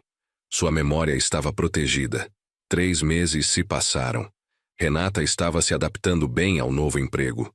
Seu Moacir estava satisfeito com o trabalho dela e até comentou comigo uma vez que ela era a funcionária mais dedicada que ele tinha. O serviço comunitário no abrigo de idosos também estava indo bem. Renata me contava que tinha criado um vínculo especial com alguns dos residentes, principalmente com Dona Irene, uma senhora de 82 anos que adorava jogar damas. As finanças dela estavam organizadas. Vivendo de forma muito mais modesta, ela conseguia pagar suas contas, contribuir com o pagamento do empréstimo que eu tinha feito, e ainda estava quitando as dívidas bancárias negociadas. Seria um processo longo, levaria anos, mas ela estava no caminho certo. Quanto a mim, minha vida tinha voltado a uma certa normalidade. A pressão arterial tinha normalizado com o remédio e com a redução do estresse. Voltei às minhas rotinas. Caminhadas matinais no parque, almoços com Marcelo uma vez por semana, partidas de dominó com os amigos do prédio nas tardes de domingo. Mas algo tinha mudado permanentemente em mim. Tinha perdido uma certa inocência, uma certa confiança cega. Agora checava meus extratos bancários semanalmente, tinha colocado autenticação em 2 fatores em todas as minhas contas online. Tinha me tornado mais cauteloso, mais desconfiado. Não era necessariamente ruim, era apenas diferente. Minha relação com Renata também era diferente. Não era mais aquela relação pai-filha incondicional e ingênua de antes. Havia agora uma camada de cautela, de lembrança dolorosa. Mas havia também algo novo. Um respeito mútuo mais profundo, nascido de termos enfrentado juntos uma crise e saído do outro lado. Um sábado, 4 meses após tudo começar, Renata me chamou para uma conversa séria. Pai, preciso falar uma coisa importante. Meu estômago apertou imediatamente. Pode falar. Quero voltar a morar no meu apartamento. Senti uma mistura de alívio e apreensão. Você tem certeza? Está preparada? Ela assentiu com firmeza. Estou. Não posso ficar morando com você para sempre. Preciso aprender a viver sozinha de novo, a gerenciar minha própria vida, a provar para mim mesma que consigo. Mas quero que saiba que esses meses morando aqui foram essenciais. Você me salvou, pai, em todos os sentidos possíveis. Ajudei Renata a se mudar de volta para o apartamento dela no fim de semana seguinte. Levei junto um kit de ferramentas para consertar algumas coisas que estavam quebradas. Instalei trancas novas nas portas e janelas e fiz uma limpeza geral. Quando terminamos, o apartamento parecia um novo começo. Renata, agora você está sozinha de novo, mas não está realmente sozinha. Eu estou a uma ligação de distância. Qualquer problema, qualquer dúvida, qualquer coisa, você me liga. Entendeu? Entendi, pai. E obrigada. Por tudo. Por não ter desistido de mim quando eu merecia que você desistisse. Por me ajudar quando eu tinha estragado tudo. Por me amar mesmo quando eu não era digna desse amor. Abracei minha filha forte, como não fazia desde que ela era criança. Você sempre foi digna de amor, Renata. Só se perdeu no caminho por um tempo. Mas encontrou a volta. E isso é o que importa. Voltei para meu apartamento sozinho naquela noite. A casa estava silenciosa, como tinha sido antes de Renata voltar a morar comigo. Mas era um silêncio diferente agora. Não era o silêncio vazio da solidão, mas o silêncio tranquilo de quem sabe que fez o que precisava ser feito. Sentei na poltrona da sala, aquela onde Helena costumava fazer tricô enquanto assistíamos televisão juntos. Fechei os olhos e falei com ela, como fazia às vezes. Helena, meu amor, acho que conseguimos. Nossa filha se perdeu, mas está se encontrando de novo. Foi duro, foi doloroso, mas acho que vamos ficar bem. Os 3, cada um à sua maneira. 5 meses após a prisão de Rogério Silva, chegou a hora do julgamento dele. Fui chamado como testemunha, assim como Renata. Era um dia chuvoso de inverno quando chegamos ao fórum. Renata estava nervosa, mas decidida. Vamos terminar isso de vez, pai. Vamos ver esse homem pagar pelo que fez. O julgamento durou o dia inteiro. Várias vítimas de Rogério Silva testemunharam. Havia um senhor de 76 anos que tinha perdido todas as economias da aposentadoria. Uma viúva de 68 que tinha sido convencida a transferir um imóvel para uma sobrinha que nem existia. Histórias trágicas de manipulação e fraude. Quando chegou minha vez de testemunhar, contei toda a história calmamente. As mensagens usando o número da minha esposa falecida, a tentativa de me fazer transferir os imóveis, as ameaças veladas. Vi Rogério Silva sentado no banco dos réus, de terno barato e cara de poucos amigos, me olhando com ódio mal disfarçado. Renata testemunhou depois de mim. Ela foi honesta sobre seu próprio envolvimento, sobre como suas dívidas a tornaram vulnerável, sobre como Rogério explorou essa vulnerabilidade. Ela chorou ao pedir desculpas publicamente para mim e para as outras vítimas que tinham filhos manipulados pelo mesmo esquema. No final do dia, o júri se retirou para deliberar. Esperamos por 3 horas no corredor frio do fórum. Finalmente, foram chamados de volta. O veredito, culpado em todas as acusações. A sentença: 12 anos de prisão em regime fechado. Vi Rogério Silva sendo levado algemado para fora da sala. Ele gritou algo ininteligível, mas os guardas o silenciaram rapidamente. Renata segurou minha mão. Acabou de verdade agora. Ele não vai poder fazer mal a mais ninguém. Saímos do fórum sob a chuva fina. Parei em uma floricultura no caminho de casa e comprei um buquê de rosas brancas, as favoritas da Helena. Renata me acompanhou até o cemitério. Não tínhamos visitado o túmulo dela desde o aniversário de morte, meses antes de tudo isso começar. Agora, Parados ali sob a chuva, colocamos as flores no vaso de mármore. Helena, vim te contar que está tudo resolvido. Falei baixinho.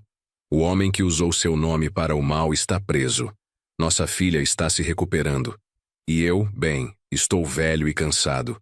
Mas estou bem. Cuidei da nossa família como você me pediu que fizesse. Renata se ajoelhou em frente ao túmulo, as mãos tremendo. Mãe, eu sinto muito. Sinto muito por ter deixado seu nome ser usado daquele jeito. Sinto muito por todos os erros que cometi. Mas estou tentando ser melhor. Estou tentando fazer você se orgulhar de novo. Espero que onde você estiver, possa me perdoar. Ficamos ali por alguns minutos em silêncio. Apenas nós dois e a memória de Helena. Então, Renata se levantou e me abraçou. Obrigada por me trazer aqui, pai. Eu precisava disso. Precisava me despedir dessa fase e começar de novo.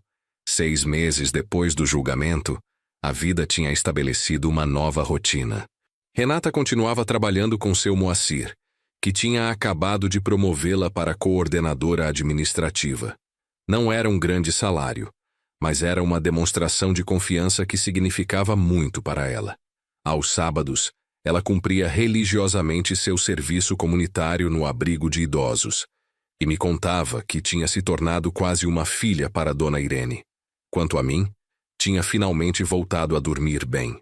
As dores no peito tinham desaparecido, a pressão arterial estava controlada, e até tinha voltado a jogar futebol de salão uma vez por semana com um grupo de amigos da minha idade. Marcelo comentava que eu parecia 10 anos mais jovem do que alguns meses atrás. Uma tarde de quinta-feira, recebi uma ligação inesperada de um número que não reconheci. Alô?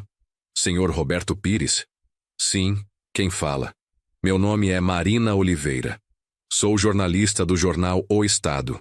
Estou fazendo uma matéria sobre golpes contra idosos e soube da sua história através do processo judicial do Rogério Silva. Gostaria de conversar com o senhor. Fiquei em silêncio por um momento pensando. Não tinha certeza se queria expor minha história publicamente. Mas então pensei que talvez pudesse ajudar outras pessoas a não caírem no mesmo tipo de golpe. Pode ser, mas preciso conversar com minha filha antes. Ela está envolvida na história e não quero tomar essa decisão sozinho. Liguei para Renata contando sobre o pedido da jornalista. Ela ficou em silêncio por um longo momento. Pai, se você acha que nossa história pode ajudar outras pessoas, eu topo. Já assumi publicamente meus erros no julgamento. Não tenho mais nada a esconder.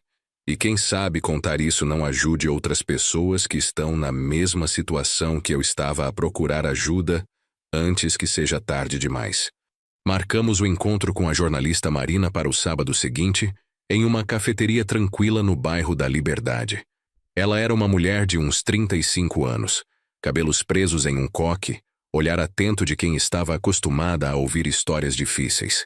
Trouxe um gravador e um caderno de anotações. Senhor Roberto, Renata, obrigada por aceitarem conversar comigo. Sei que não deve ser fácil reviver tudo isso. Queremos que a história sirva de alerta, respondi. Se puder evitar que outras famílias passem pelo que passamos, vale a pena o desconforto. Passamos as próximas 3 horas contando tudo em detalhes. Marina fazia perguntas pontuais, anotava trechos específicos, pedia esclarecimentos. Quando falamos sobre o uso do número da Helena, vi seus olhos marejarem. Isso é particularmente cruel, ela comentou. Usar a memória de um ente querido falecido para manipular emocionalmente. Infelizmente, tenho visto esse tipo de tática se tornar cada vez mais comum. Os golpistas estão ficando mais sofisticados, mais psicológicos. A matéria foi publicada 2 semanas depois, ocupando a página inteira do caderno de cidades do jornal. O título era Quando os mortos voltam a falar, a nova onda de golpes contra idosos. Nossa história estava lá, com fotos minhas e de Renata, contada de forma respeitosa, mas impactante. Marina tinha conseguido capturar a essência da traição, do desespero, mas também da redenção e da reconstrução. A repercussão foi imediata. Meu telefone não parou de tocar durante dias. Amigos que não falava há anos ligaram para dar apoio. Vizinhos do prédio me paravam no elevador para conversar. Alguns compartilhavam suas próprias histórias de quase terem caído em golpes similares. Uma senhora do quarto andar me contou que tinha recebido mensagens parecidas supostamente de seu marido falecido, mas tinha desconfiado e bloqueado o número. Agora entendo que fiz certo, ela disse com os olhos arregalados. Renata também recebeu muitas mensagens, mas nem todas eram de apoio. Algumas pessoas a julgavam duramente nos comentários da versão online da matéria. Que filha desnaturada. Deveria estar presa. Pobre pai tendo que aguentar uma filha dessas. Eu via que os comentários a machucavam, mas ela estava aprendendo a lidar com as consequências públicas de seus atos. Pai, as pessoas têm direito de me julgar, ela disse uma noite quando jantávamos juntos. Eu fiz coisas terríveis. O que importa é que as pessoas que realmente me conhecem sabem que estou mudando. E estavam. Seu Moacir ligou para ela no dia seguinte à publicação da matéria. Renata, li a reportagem. Quero que saiba que continuo confiando em você. Na verdade, admiro sua coragem de expor publicamente seus erros para ajudar outras pessoas. Isso fala muito sobre seu caráter. Dona Irene, do abrigo, também leu a matéria. Quando Renata apareceu para seu turno de serviço comunitário no sábado, a idosa a abraçou forte. Minha querida, todos nós cometemos erros. O que nos define não são os erros, mas o que fazemos depois deles. Você está se reconstruindo com honra e dignidade. Um mês após a publicação da matéria, recebi um convite inesperado. Era de uma organização de defesa do idoso que me convidava para dar uma palestra sobre como identificar e se proteger de golpes. Queremos que o senhor conte sua história e ajude a educar outros idosos, dizia o e-mail. O senhor tem uma mensagem poderosa de vigilância, mas também de esperança. Aceitei o convite. A palestra seria em um centro comunitário na zona leste de São Paulo, para um grupo de aproximadamente 50 pessoas da terceira idade. Passei dias preparando o que ia dizer, organizando minhas anotações, decidindo quais partes da história eram mais importantes para destacar. Renata se ofereceu para ir comigo. Acho importante que eles vejam os dois lados da história, pai. O da vítima e o da pessoa que foi manipulada para participar do golpe. No dia da palestra, cheguei ao centro comunitário com 1 hora de antecedência. Nervoso como não ficava desde meus tempos de faculdade, quando tinha que fazer apresentações. O auditório foi enchendo aos poucos.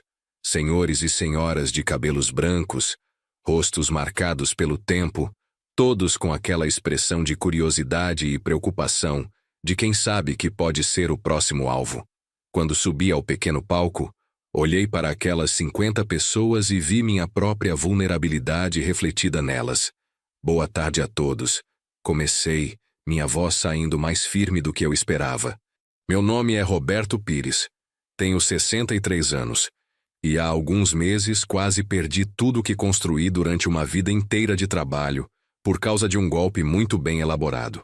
Contei a história do início ao fim. Vi as expressões mudarem conforme eu falava. Choque quando descrevi as mensagens usando o número da Helena. Indignação quando expliquei como Renata tinha sido manipulada. Alívio quando contei como conseguimos reverter a situação. Quando terminei, o silêncio no auditório era profundo. Então uma senhora na primeira fila levantou a mão. Senhor Roberto, como o senhor conseguiu perdoar sua filha? A pergunta me pegou desprevenido. Olhei para Renata sentada na lateral do auditório. Ela me olhou de volta, os olhos brilhando com lágrimas contidas. Perdoar não foi fácil, respondi honestamente. E talvez eu nunca consiga perdoar completamente. Mas aprendi que guardar rancor machuca mais quem guarda do que quem errou. Minha filha cometeu erros gravíssimos, mas ela assumiu a responsabilidade, enfrentou as consequências e está trabalhando todos os dias para ser melhor. Como pai, meu papel não é julgar eternamente, mas ajudá-la a crescer com os erros. Foi então a vez de Renata falar.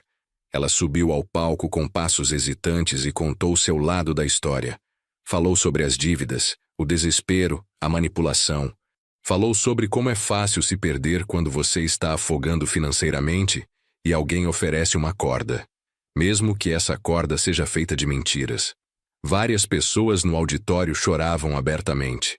Depois da palestra, formou-se uma fila de pessoas querendo conversar conosco, agradecer por termos compartilhado a história, contar suas próprias experiências.